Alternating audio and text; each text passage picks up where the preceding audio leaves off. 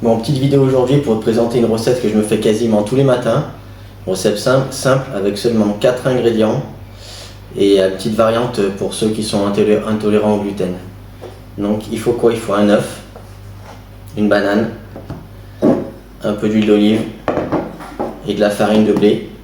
Et pour ceux qui sont intolérants au gluten, à la place de la farine de blé, vous allez mettre de la farine de sarrasin. Allez, on passe à la cuisine. Bon voilà, c'est très simple. Donc on va déjà commencer par casser l'œuf. Hop là. Ensuite, on met la banane à l'intérieur. Hop là. On fait ça bien.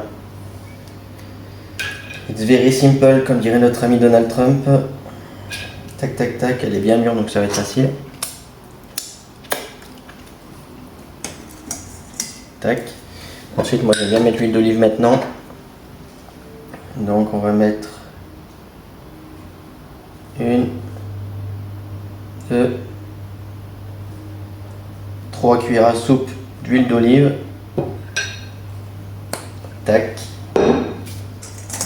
Tac, ensuite on écrase bien.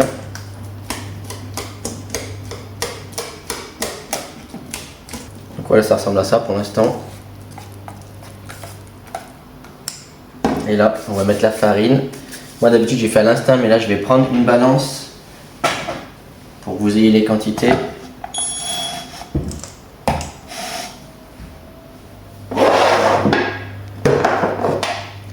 Donc là,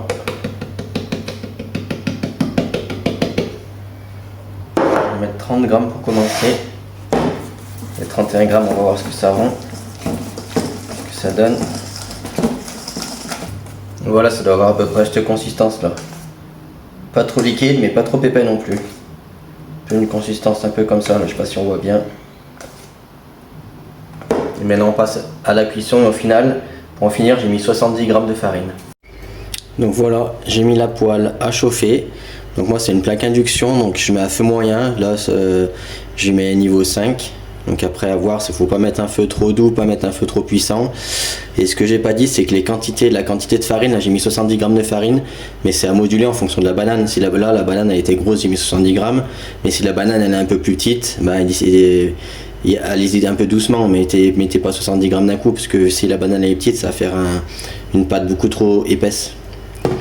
Donc là moi je vais me servir de ça pour un peu racler et verser sur la poêle, ça pour retourner. Et bien sûr l'assiette après pour l'acheter dedans. Donc à l'heure, hop hop hop. Donc là, hop, avec le petit pinceau en silicone, je ramène tout au centre. La poêle elle est chaude. Et moi je vais en faire une seule grosse bien épaisse. En général c'est la quantité qu'il me faut pour le matin, donc c'est parfait. Et là, on verse bien au centre. Hop hop hop, là comme ça.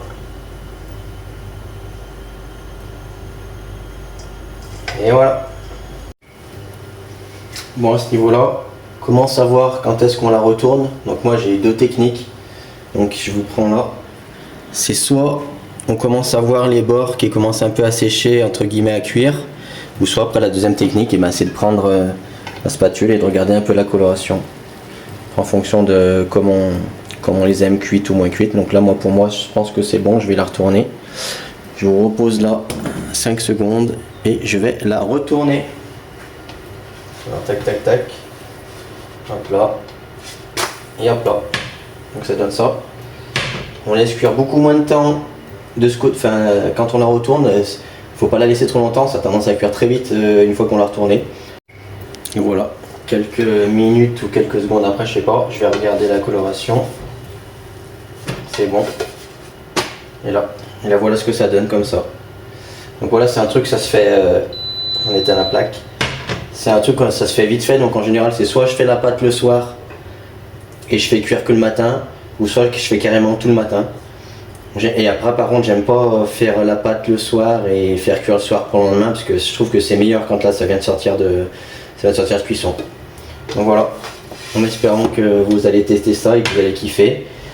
Pour ceux qui veulent faire ces pancakes, ces crêpes, si vous voulez les faire protéiner, moi j'ai essayé de mettre de la protéine en poudre dans la recette, mais après le goût il change, il est carrément moins bon. Donc après, si vous voulez manger protéiné le matin, faites-la comme ça, naturel, sans protéines, et faites-vous votre shaker de protéines à côté, ce sera 1000 fois meilleur. Allez, à la prochaine.